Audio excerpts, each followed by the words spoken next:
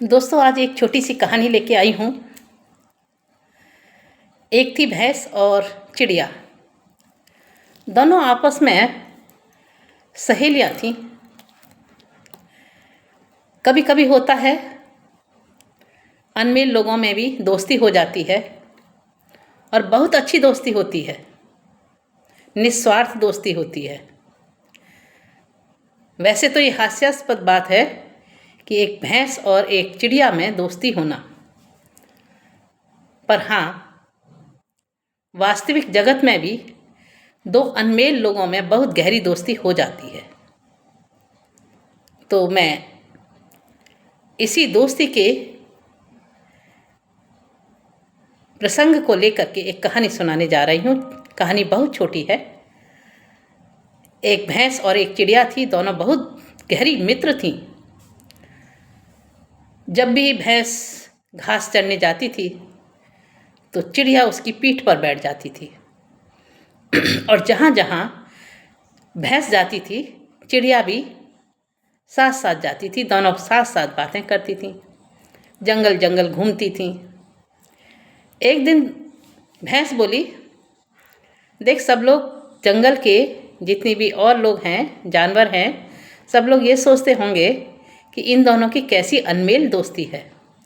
कहाँ मेरा इतना बड़ा डील डॉल और कहाँ तू इतनी छोटी सी। चिड़िया बोली, शरीर में छोटे होने से क्या है, दोस्ती तो हमारी दोनों की बहुत मजबूत है। हमारी दोस्ती कभी नहीं टूटेगी। तो ऐसे ही हंसी हंसी में भैंस कहने लगी, टूट तो सकती है चिड़िया रानी। तो चिड़िया बोली कि बताइए कैसे, कि मैं तुझसे ज़्यादा बलवान हूँ। यदि मेरा दिमाग में कभी कोई गलत बात आ जाए, तुझसे क्रोध आ जाए तुझ पर, और मैं दोस्ती छोड़ बैठूं, तो मैं तुझ पर भारी पड़ूंगी। चिड़िया बोली, ऐसे नहीं, मैं भी तुझ पर भारी पड़ूंगी, मैं भी कोई कम थोड़ी हूँ। उसने भी अपनी बड़ी बड़ी बातें हाँक दी चिड़िया ने। तो कि नहीं, मेरा एक गोबर का जो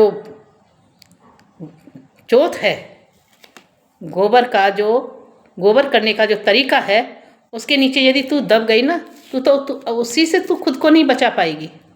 बाकी तो बात छोड़, मेरे तो गोबर से ही तू दब जाएगी।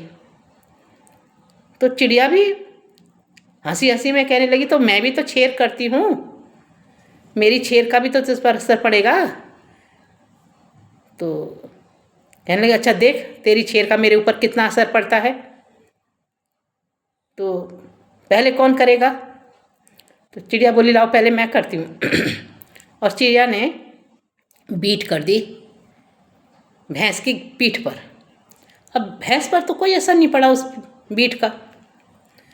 अब भैंस बोली कि अब मैं तेरे ऊपर करती हूँ, बैठ तू मेरे नीचे। और चिड़िया भैंस के नीचे बैठ गई और भैंस ने गोबर किया, तो उसके पहली बार में ही जितना गोबर निकला उसी में चिड़िया दब गई। अब पेड़ पर बैठा हुआ कौवा जो था वो देख रहा था और उनकी बातें सुन रहा था। अब उसने अपनी जुगत लगाई, भाई ये तो इन दोनों की बहसबाजी में मेरा काम खूब बना। अब तो ये चिड़िया जो है उड़ नहीं पाएगी और इसे मैं खा जाऊंगा। उसने आकर के चिड़िया को के पास बैठ गया कि चिड़िया रानी, आज तो तुम मेरा भोजन बनोगी, आज ही तुम्हारा काम तमाम होगा।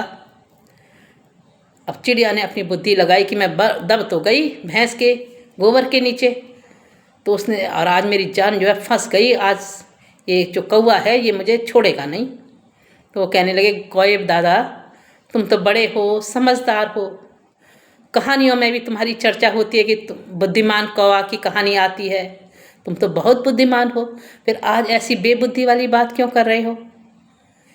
तुम्हारी तो महापुराणों में भी बात आती है, काकभूषणी की बात आती है कि तुम बहुत विद्वान हो, फिर ऐसी बात क्यों कर रहे हो। कौवा ने कहा, मैं समझा नहीं चिड़िया रानी तुम्हारी बात, क्या कहना चाहती हो तुम। चिड़िया रानी ने कहा कि कहाँ तुम काकभूषणी, इतने ज्ञानी ध्यानी, साफ सुथरे पवित्र, और मुझ अपवित्र को तुम इस रूप में खाओगे, गोबर में सनी हुई? तो कि धो लो तब खाना। तो कौवे को बात उसकी समझ में आ गई। उसने धीरे से एक पंख की तरफ से चिड़िया को उठाया अपनी चोंच में और तालाब में ले जा कर के डुबोया। 2-3 बार डुबोया तो उसकी जो गोबर थी वो छूट गई और साफ सुथरी हो गई चिड़िया। अब कहने लगा कि अब खाऊंगा, अब मज़ा आएगा, साफ सुथरी हो गई अब तो चिड़िया कहने लगी, भाई साफ सुथरी तो मैं हो गई, लेकिन चिपचिपी नहीं लगूंगी तुम्हारे मुंह में, गीली हूँ, सूख जाने दो। सूख जाऊंगी तो तुम्हें अच्छा लगेगा, अच्छे से खा पाओगे मुझे। तो कौवा कहने लगा, अच्छा चल ठीक है, सूख भी जाने देता हूँ। तो उसने सूखने के लिए धूप में उसको छोड़ दिया। अब जैसे जैसे वो चिड़िया जो थी उसके पंख सूखने लगे, अब चिड़िया को जैसे ही लगा कि अब मैं उड़ सकती हूँ, तो उसने पूरा जोर लगाया और उड़ गई और दूर जा कर के बैठ कर के कहने लगी कौवे से, अब क्या देखे टुम टुम जब से क्यों ना खाई, अब क्या देखे टुम टुम तब से क्यों ना खाई। और चिड़िया ने अपनी बुद्धि से अपनी जान बचाई, कौवे को मूर्ख बनाया और अक्ल में अपनी बुद्धिमत्ता को प्रमाणित किया। Thank you.